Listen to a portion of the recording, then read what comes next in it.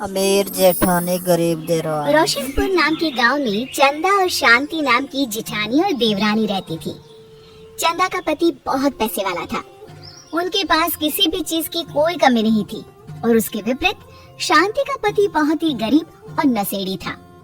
शांति चंदा के घर में काम करके अपना घर चलाती थी।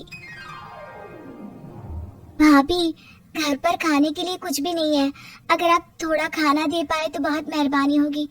मुझे जो भी पैसे मिलते हैं वो तो आपके देवर नशे में उड़ा देते हैं।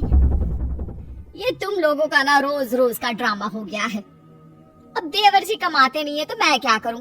तुम्हारा पति तो तुम्हारी सारी कमाई दारू में उड़ा देता है। रहने दो भूखा उसे। अरे ऐसे मत बोलिए भाभी, आप तो जानती ही हैं कि वो मन के कितने साफ हैं, पर इस बेरोजगारी के कारण उन्हें दारू पीने की लत लग गई है। अरे अपना ये रोना गाना बाद में कर लेना, पहले काम निपटा ले घर का। मेरा और टाइम खराब ना कर। जा गेहूं पीस ले, फिर तुझे कपड़े भी धोने हैं। शांति रसोई घर में जाकर गेहूं पीसने लगती है। पीसते पीसते कुछ गेहूं वहाँ कपड़ों में गिर जाते हैं, जिसे देखकर उसके दिमाग में एक आइडिया आता है। क्यों ना ऐसे ही थोड़े गेहूं में अपने पल्लों में बांधकर घर ले जाऊं, फिर एक बर्तन में जमा कर लूंगी और उसे पीसकर रोटी बना लूंगी। कुछ दिन तो ऐसे ही चलता रहा, मगर फिर एक दिन चंदा ने शांति को ऐसा करते हुए देख लिया। अरे पहले तो मुझे लगा तुम लोग बस गरीब हो, पर तुम लोग तो चोर भी हो। चोरनी कहीं की। मुझे तो लगता था तू गेहूं पिसती है, पर तू तो अपने पल्लू में गेहूं छुपा कर ले जाती है। निकल मेरे घर से। मुझे माफ कर दो भाभी, हमारे पास खाने के लिए एक दाना तक नहीं था, इसलिए मुझे ये सब करना पड़ा। अरे तुम लोग मेरे रिश्तेदार हो, इसीलिए दया कर तुझे मैंने अपने घर पे काम पर रख लिया। पर तू और तेरा पति हमारे खानदान का नाम मिट्टी में मिलाने पर उतारू हो चुके हैं। आपको मुझे जितनी गालियाँ देनी है दीजिए, मारना है तो मार भी लीजिए भाभी, पर मुझे काम से मत निकालिए। परिवार की बात है, वरना कोई और ऐसा काम करता ना तो धक्के मार कर कब से घर का बाहर निकाल दिया होता। रोते रोते शांति अपने घर चली जाती है, जहाँ उसका नशेड़ी पति कहता है, अरे कहाँ रह गई थी कामचोर, इतनी देर क्यों कर दी? आज पैसे लाई कि आज भी खाली हाथ वापस आ गई है? अपने हाथ दिखा। जरूर पैसे छुपा लिए ताकि मैं दारू ना पी पाऊँ। नहीं जी, मैं आपसे क्यों छुपाऊंगी? और अभी आप दारू पीने की बात कर रहे हैं, उसी कारण तो आज हम लोगों की ये हालत हो गई है। इसी काम की नहीं है तू, बिना मार खाए समझेगी नहीं। रख, अभी तेरे होश ठिकाने लगाता हूँ। रामलाल शांति को बहुत मारता है। शांति का मन दुखी हो जाता है और वो गांव के तालाब के पास के एक पेड़ के नीचे बैठकर फूट फूट कर रोने लगती है।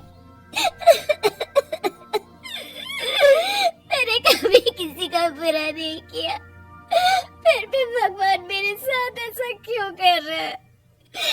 तो रामलाल जी की फिक्र करती हूँ, फिर भी उन्होंने मुझे इतना मारा।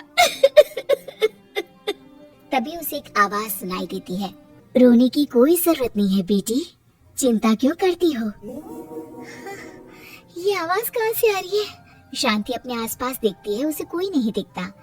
वो ऊपर देखती है, जहाँ उसे एक छोटी सी परी दिखती है। आप कौन है?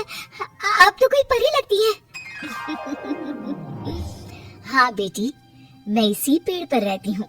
मैंने तुम्हारी सारी बात सुनी, अब तुम्हें फिक्र करने की कोई जरूरत नहीं। अपनी आंखें बंद करो। शांति आंखें बंद करती है और जादुई परी अपनी छड़ी घुमाती है।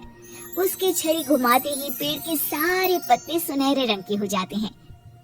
परी उनमें से एक पत्ता तोड़ लेती है और फिर से अपनी छड़ी घुमाती है, जिसके कारण सारे पत्ते पहले की तरह साधारण से दिखने लगते हैं।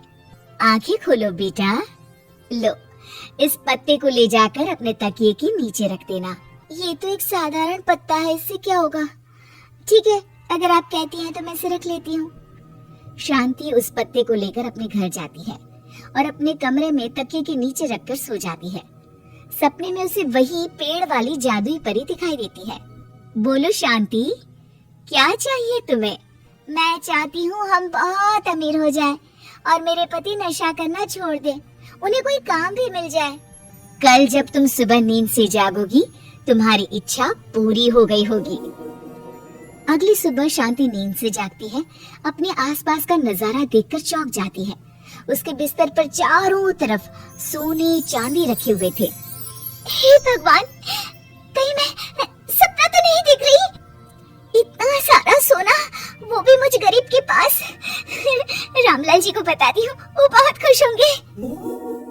शांति जैसे ही कमरे के बाहर जाती है, वो देखती है कि रामलाल सूट बूट पहने काम के लिए बाहर जा रहा होता है।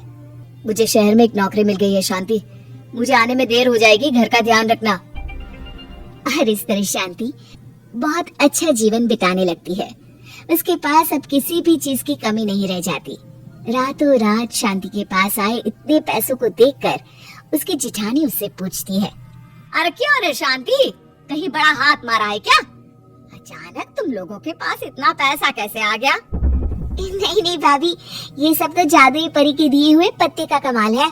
शांति जादुई पत्ते के बारे में सारी बात चंदा को बताती है, जिसे सुनकर चंदा के मन में लालच आ जाता है और वो झूठ मूठ रोते हुए उसी पेड़ के नीचे जाती है जहाँ उसके रोने की आवाज सुनकर जादुई परी कहती है, क्या हुआ बेटा, क्यों रो रही हो? मैं बहुत गरीब हूँ, मेरे पति मुझे बहुत मारते हैं, अब मैं जीना नहीं चाहती। चिंता मत करो बेटा, अपनी आंखें बंद करो। जादुई परी चंदा को भी उसी पेड़ का एक पत्ता देती है और तकिए के नीचे रखने को कहती है। चंदा उस पत्ते को लाकर अपने तकिए के नीचे रख लेती है और अगली सुबह जब उठती है तो उसके कमरे में चारों तरफ सांप बिच्छू रहते हैं। अरे बचाओ बचाओ, कोई मुझे बचाओ, ये कैसा पत्ता है जिसे लाने के बाद उस गरीब शांति के पास तो इतना सारा सोना आ गया और मेरे चारों तरफ ये सांप बिच्छू, अरे कोई बचाओ। चंदा अपनी जान बचाती हुई शांति के पास जाती है। चलिए भाभी, मुझे लगता है आपके घर में सांप बिच्छू को बस जादुई परी ही हटा सकती है। दोनों मिलकर जादुई परी के पास जाते हैं। ये सब तुम्हारे बुरे इरादों का नतीजा है चंदा। तुम झूठ मूठ बस पैसे के लालच के कारण यहाँ आकर रो रही थी, इसीलिए तुम्हें जादुई पत्ते ने उसकी सजा दी। अरे मुझे माफ कर दीजिए जादुई परी, मेरे मन में लालच आ गया था। अरे शांति, तुम भी मुझे माफ कर दो, मैंने तुम्हारे साथ बहुत गलत किया है, फिर भी तुम मेरी मदद के लिए आई। चंदा को अपनी गलती का एहसास हो जाता है, इसलिए जादुई परी उसके घर से सारे सांप बिच्छू को गायब कर देती है। चंदा और शांति आपस में मिलजुल कर रहने लगती हैं।